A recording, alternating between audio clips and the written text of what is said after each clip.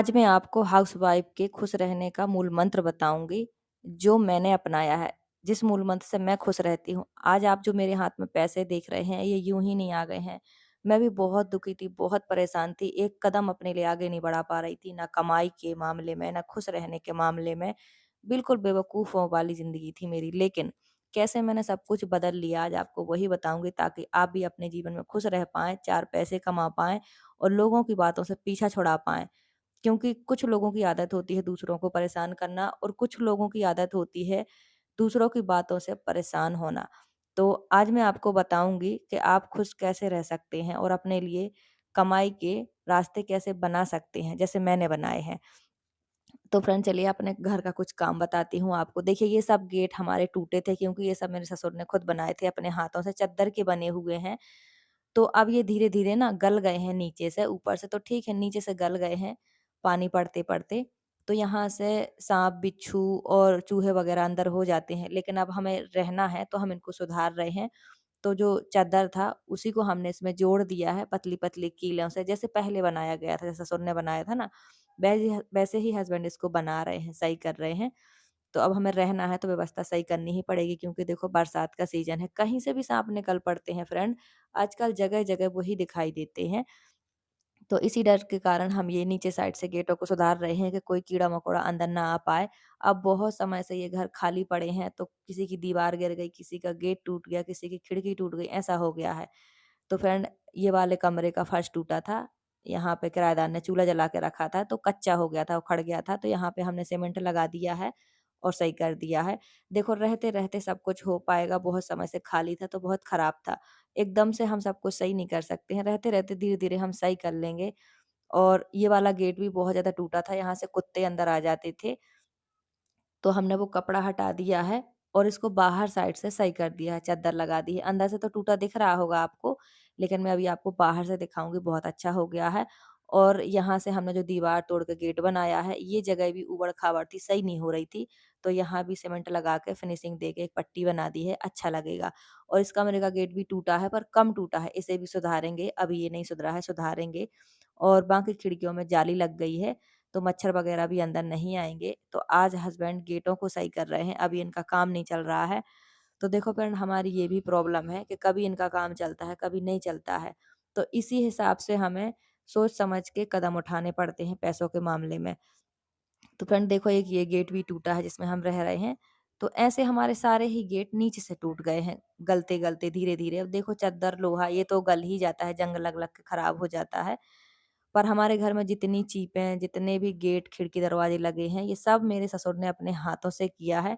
तो ये देखो, ये वाला गेट बहुत ज़्यादा टूटा था। आप चाहो तो मेरी पुरानी वीडियो देख लो, बहुत टूटा था, यहाँ से कुत्ते अंदर जाते थे। तो अभी यहाँ से ये चद्दर लगा दिया है, सही कर दिया है। देखो अभी गेट चेंज करने के पैसे नहीं हैं हमारे पास। इकट्ठा हम कहाँ से इतना लाएँ, धीरे-धीरे करेंगे। अभी ऐसे सुधर के सही हो सकता था, तो हमने कर लिया है। तो यहाँ लगा दिया है चद्दर और पतली-पतली कीलें ठोक के जैसे ससुर ने पहले बनाए थे ना वैसा ही कर दिया है बस। अब जब पैसे रहेंगे समय के साथ तो हम गेट ही चेंज कर लेंगे पर अभी चौखट गेट पूरा सही है। थोड़ा-थोड़ा नीचे से गल गया था तो वहाँ से हमने रिपेयर कर लिया है। ये वाला गेट पूरा ठीक है, हल्का-सा बीच से टूटा है तो ये आपको बाहर से नहीं दिखेगा, अंदर से दिखेगा जो अभी दिख रहा था। तो ये वाला हमारा जो पोर्शन है ना घर का ये थोड़ा ऐसा वी शेप टाइप का है आप देख लो। बाकी सारे प्लेन हैं वो देखो उस तरफ के जिसमें हम रहते हैं उसमें छत है और इसमें चीपें छपी हुई हैं, ये कच्चे कमरे हैं। पर इसका जो शेप है ना वी शेप टाइप का मुझे बहुत अच्छा लगता है, थोड़ी अंग्रेजी स्टाइल टाइप का ऐसे घर बनते हैं ना विदेशों में वैसा है, बहुत अच्छा लगता है। तो मैंने इस साइड का साफ़ किया है, सेलेक्ट किया है, मैं इसी साइड रहूँगी बाहर साइड मतलब मैं एकांत रहना चाहती हूँ। क्योंकि अब वो ज़माना नहीं है कि जब आप जॉइंट फैमिली में रहोगे और वैसे भी जॉइंट फैमिली में रहने लायक कोई है भी नहीं है, तो इसीलिए मैंने इस तरफ का लिया है। तो ये 4 कमरों का जोड़ा है, 2 में हमने सीमेंट शीटें छाई हैं और इन 2 में चीपें छपी थी, उसे सही करवाया है। तो एक गेट हम खोल के रखेंगे, एक में ताला लगा के रखेंगे, तो गेट दोनों ही सही कराने पड़ेंगे, इसीलिए एक गेट थोड़ा सही था और एक गेट ज़्यादा खराब था, तो दोनों ही सही कर लिए हैं। अब आप बताइए हमें इन कमरों में सामान रखना चाहिए अभी, रहना चाहिए कि नहीं रहना चाहिए? और ये है हमारा गेट, ये भी थोड़ा नीचे से टूटा है, इसे भी सही करेंगे। तो हस्बैंड जब तक घर पे हैं धीरे-धीरे काम करते रहेंगे और राजवीर बैठा है क्राफ्ट कर रहा है। ये देखो अभी धूप थी और अब बारिश आ गई है। तो ऐसा मौसम है हमारे यहाँ का। आपके यहाँ का मौसम कैसा है कमेंट करके ज़रूर बताना। हमारे यहाँ का मौसम आजकल इतना खराब है, ना खुल के बारिश आ रही, ना खुल के धूप आ रही। कपड़े बाहर डालो फिर अंदर रखो, बाहर डालो फिर अंदर रखो, स्मेल आने लगी है कपड़ों से। और देखो मैंने यहाँ कल लिपाई की थी ना, पूरा धुल गया है, वापस वैसे ही हो गया है। तो बरसात में तो लिपाई-पुताई करने का कोई फ़ायदा ही नहीं है। और कितने लोग हैं जिन्हें गोबर से अपना आँगन या घर लीपना पड़ता है? कमेंट करके ज़रूर बताना। पर जब लिप जाता है और सूख जाता है ना, तो बहुत अच्छा लगता है। मुझे लिपे-पुते घर पक्के कमरों से भी ज़्यादा अच्छे लगते हैं। आप सोचो मैंने ये कच्चा ही सिलेक्ट क्यों किया है? मुझे पसंद है कच्चे घर, पक्के भी हैं हमारे घर में बहुत सारे कमरे, लेकिन मैंने वो नहीं सिलेक्ट किया। ये फ्यूचर सोच के मैंने ऐसा किया है, क्योंकि मैं जानती हूँ रियलिटी जो भी है इसीलिए। सो फ्रेंड हमने अपने घर शुरू से ही छाए हैं, अपने लिए बनाए हैं, तैयार किए हैं, हमें बने-बनाए नहीं मिले हैं, इसलिए थोड़ी हमारी पैसों की दिक्कत ज़्यादा आ रही है। तो फ्रेंड ये देखो सारे कपड़े अभी डाले थे, अभी उठा लिए हैं, हवा तक नहीं लग पाती है, वैसा हर बार हो जाता है। तो ये धनिया मुझे पीसनी थी लेकिन थोड़ी-सी सीती-सीती है, तो मैं सोच रही थी थोड़ी धूप लग जाती फिर पीसती, धनिया खत्म हो गई है। तो आजकल मैं धनिया मिर्ची घर पर ही पीस लेती हूँ। और फ्रेंड आप सबसे मैंने पूछा था मुझे बेड लेना चाहिए कि नहीं, और मैंने आपको बेड का प्राइस भी बताया था। तो आप सबने कहा कि हमारे यहाँ 10,000 का मिल रहा, 15,000 का मिल रहा है या 20,000 का मिल रहा। तो आपने रेट बिल्कुल सही बताया है, एकदम परफेक्ट। जब मैं जम्मू में रहती थी तो मेरा राजवीर जो छोटा बेटा है 3 साल का था, तो जहाँ हम किराए से रहते थे वहाँ एक और लेडीज़ रहती थी किराए की, उन्होंने बेड खरीदा था, तब 30,000 का पड़ा था उन्हें डबल बेड और कबर्ड वाला, बहुत अच्छा था। और आज देखो इतने साल बाद मैंने खरीदने की सोची यहाँ, मुझे लग रहा था पन्ना में सब कुछ सस्ता होगा, तो मैंने सोचा यार ज़िंदगी में कभी खरीदा नहीं, बेड नहीं खरीदा, फ्रिज नहीं खरीदी, गोदरेज नहीं खरीदी। तो मेरी यूट्यूब की अर्निंग होती है, बहुत ज़्यादा नहीं होती, पर जितनी होती है मतलब मेरी ज़रूरत के लायक काफ़ी होती है। अब देखो ये घर हमने शुरू से बनाए हैं, छाए हैं, इनमें काफ़ी पैसा लग गया, मुझे बना-बनाया तो मिला नहीं है। अगर बना-बनाया मिला होता अच्छे से, तो जो मेरे पास सेविंग थी मैं अपनी ज़रूरतें पूरी कर लेती, जैसे बेड ले लेती या फ्रिज ले लेती या कुछ भी ज़रूरत का ले लेती। पर ऐसा नहीं है, मैंने घर अपने लिए शुरू से बनाया है, सब कुछ किया है, तो उसमें मेरा पैसा लग गया है, जो सेविंग थी बच्चों के एडमिशन में लग गई। अब घर गृहस्थी के सामान के लिए पैसे मेरे पास है नहीं है। अब आगे जो पैसे जुड़ेंगे उसी में सामान आएगा। पर मैं सोच रही थी जैसे चारपाई लेनी है वैसे बेड ले लेते कबर्ड वाला, तो उसमें सामान भी रखा रहता और एक बार में अच्छे से परमानेंट व्यवस्था भी हो जाती बिस्तर की, ये सोच रही थी। पर जब हमने बेड पूछा तो 35,000 से स्टार्टिंग है, मतलब कोई डिज़ाइनर वाला नहीं है, सिंपल है, लेकिन 35,000 से स्टार्टिंग है, कबर्ड वाला है, डबल बेड है। तो मैंने सोचा यार ये तो बहुत महँगा है, मेरी औकात के बाहर है। देखो जो होता है मैं वही बोलती हूँ, दिखावे का मेरे जीवन में कभी कुछ नहीं रहा। मैं इतने साल से नीचे फर्श पर ही सोई हूँ बिस्तर बिछाकर। जब मकान मालिक के कमरे में बिस्तर होता था बेड, तो बेड पे सोती थी, जब नहीं होता था, तो अपना बिस्तर फर्श पे बिछा के सोती थी। दिखावा कुछ नहीं है, जो मेरे पास है वही रियलिटी है।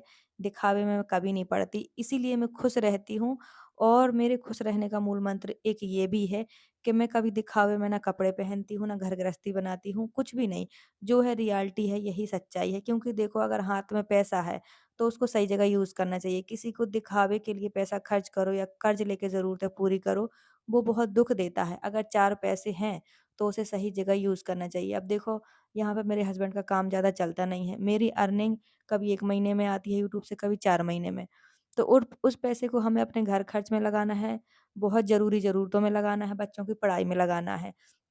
अब 35,000 का बेड अगर मैंने खरीद लिया तो मेरी सेविंग बिल्कुल ज़ीरो हो जाएगी और आने वाले समय का कोई पता नहीं होता, बरसात का सीज़न है, हस्बैंड का काम चल नहीं रहा। तो ये सब सोच के मैंने फिर कदम पीछे कर लिए हैं कि फिर कभी बेड खरीद लेंगे जब पैसे ठीक-ठाक होंगे। अभी उतने ज़्यादा नहीं हैं, अभी फ़िलहाल बरसात का समय है और सीज़न ऐसा है कि काम चलता नहीं है तो अपनी ज़रूरतें पूरी करते हैं। तो इसलिए मैंने बेड को स्किप कर दिया है, चारपाई का सोच रही हूँ कि ले लेते हैं, नीचे भी नहीं लेटेंगे और चारपाई हो जाएगी, ठीक रहेगा। तो आप लोगों ने बहुत अच्छे-अच्छे कमेंट किए हैं, थैंक यू सो मच। मुझे लग रहा था एमपी में चीज़ें सस्ती होंगी पर सच में बड़ी महँगी चीज़ें हैं। इसीलिए फ़िलहाल हम बेड नहीं ले रहे हैं, बहुत महँगा पड़ा है। मैंने जीवन में पहली बार लेने की सोचा और बेहद बहुत ज़्यादा महँगा था इसलिए मैंने कदम पीछे कर लिए हैं। सही किया कि नहीं किया कमेंट करके ज़रूर से बताइएगा। फ्रेंड मैं काम वही करती हूँ, जिससे परेशानी ना उठानी पड़े, कर्ज़ ना किसी के चढ़े, मैं ऐसा काम करती हूँ। तो आप लोग बताइएगा कि ये सही है कि नहीं? तो हस्बैंड ने पानी भर दिया है पीने का, पीने का पानी हमें नल से ही लाना पड़ता है, कुएँ का पानी नहाने और कपड़े धुलने के लिए होता है और फ्रेंड हमारे कमरों में लाइटिंग लग गई है। एक कमरे में 2 बल्ब लग गए हैं। तो देखो ये सब खर्च आजकल मैं ही उठा रही हूँ, जो मेरी यूट्यूब की सेविंग रखी थी अभी तक, वही हर जगह लग रही है। अब आप सोचोगे इतना पैसा कहाँ से आ रहा होगा? जब तक हस्बैंड जम्मू में थे, थोड़ा बहुत काम करते थे, तो उनके पास जो भी अर्निंग थी उनकी फैमिली ले लेती थी कुछ ना कुछ करके और यहाँ आके उनका काम नहीं चला। लेकिन अब आ गई हूँ, सोचती हूँ कि क्यों फालतू की प्रॉब्लम क्रिएट करूँ?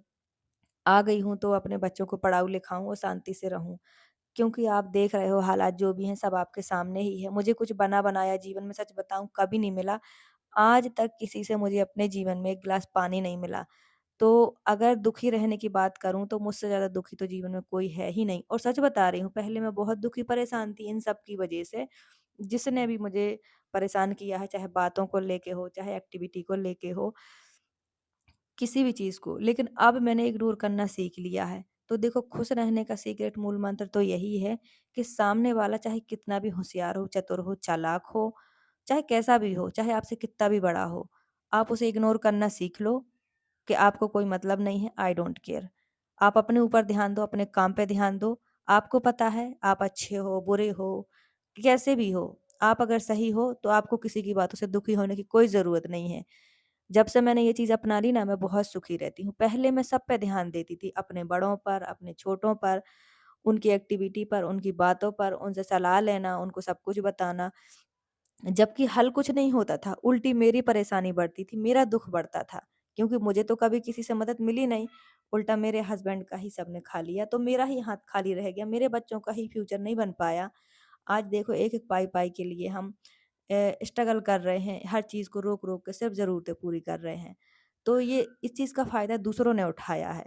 तो इसीलिए मैंने सोचा कि अब मेरा कमाना ज़रूरी है, मैं कब तक दूसरों पे डिपेंड रहूँगी। तो इसीलिए अगर आपको खुश रहना है, तो खुश रहने का एक ही मूल मंत्र है कि खुद को इतना मजबूत बनाओ कि किसी की बातों का आप पर कोई असर ही ना पड़े, आपको कोई फ़र्क ही ना पड़े कि कोई क्या सोच रहा है। अपने खाली समय को सही जगह लगाओ, कमाना सीखो, कुछ नया सीखो। मैं ऐसा इसलिए बोल रही हूँ कि मैंने अपने जीवन में अब मैं मतलब दूसरों के सामने हाथ फैलाती रही। अब देखो पति ही होते हैं, परिवार ही होते हैं जिसको हमें बताना पड़ता है सब कुछ। लेकिन जब सब कोई आपको हल्के में ले ले कि चलो ऐसे ही है, कोई बात नहीं, उल्टी-सीधी सलाह देने लगें, आपको बेवकूफ़ समझने लगें, तो इसका मतलब ये है कि अब आपको एक कदम अपने लिए उठाने की ज़रूरत है, अपनी पहचान बनाने की ज़रूरत है, 4 पैसे कमाने की ज़रूरत है। इसीलिए मैं आपसे ये सब कहती हूँ। देखो मैं खुश तब से रहने लगी हूँ जब से मैं 4 पैसे कमाने लगी हूँ, अपने फैसले खुद लेने लगी हूँ, अपने बारे में सोचने लगी हूँ, दूसरों की बातों से मुझे कोई फ़र्क नहीं पड़ता, तब से मैं खुश रहने लगी हूँ और पैसे भी कमाने लगी हूँ। तो दूसरों की बातों से दुखी होना बंद करो, दूसरों की बातों को नोटिस करना बंद करो, अपने आप से मतलब रखो, अपने काम से मतलब रखो। जब आप ऐसा करने लगोगे, तो जो आपको दुखी करते हैं ना, वो उल्टा दुखी होने लगे। तो फ्रेंड ये है देसी मशरूम, जंगली सब्ज़ी, जंगली मशरूम। ये वो वाले मशरूम नहीं है जो डिब्बा में मिलते हैं और ये वाले मशरूम बहुत महँगे होते हैं और बहुत हेल्दी होते हैं, बहुत टेस्टी लगते हैं और ये बहुत महँगे मिलते हैं। तो बस ये बरसात के सीज़न में ही मिलते हैं जंगल में।